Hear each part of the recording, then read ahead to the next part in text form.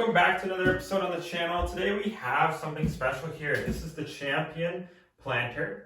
So this is for those hobbyist farmers out there that might have taken up gardening during COVID or during any other time if you are watching this video in the future and we've got through this pandemic. So this is something that I wanted to pick up for a while. I finally got it on sale, got it off Amazon.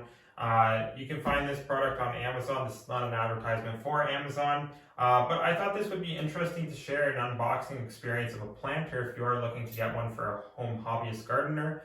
And if you are having some back issues, this should help. I found last year that when I was planting my garden, it would have been really nice to have one of these, and now I'm looking to expand my garden a little bit this year. So hopefully this will help with that. So I'm going to get right into it.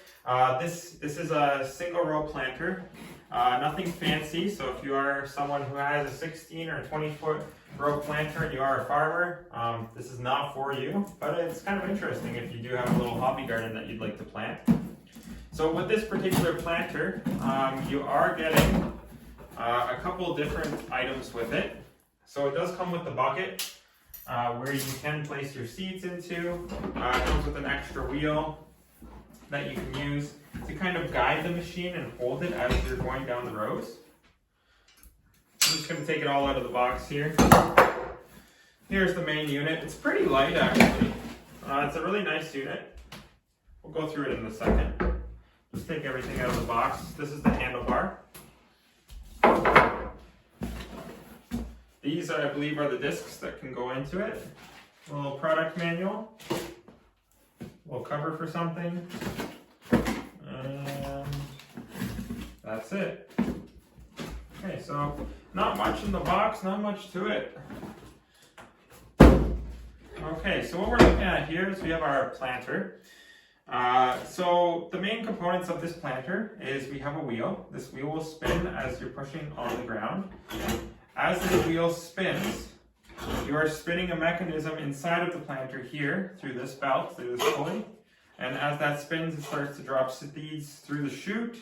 It pulls them through, and then as they go through the chute, there is a chisel that will open up the soil, allow the seed to go in, and this protects the seed from bouncing off into space. And then this will come behind you and squish that seed down. Okay, so in this pouch here, we have the discs that can go onto your planter. So sometimes you have bigger seeds and smaller seeds, and it's nice to have the ability to swap out the discs that you'll be placing in here for your seeds to go into. So what will happen is your seed will get captured by this disc. It'll take a singular seed, carry it around and in, and then there you go. You have the correct seed depth in your planter. Now, when I was reading some reviews online, it said it wasn't great with smaller seeds. On the sides of the seeds, it says other small seeds. It says different types of seeds that can go into these. So like this is for leeks and spinach.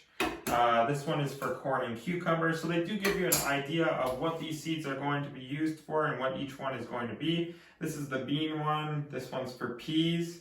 And then the only one that I missed was beets, orca, and Swiss chard. So it's nice that you have a nice selection here. The smaller seeds, I believe, will be hard to put through the planter from what I read online, but that's okay.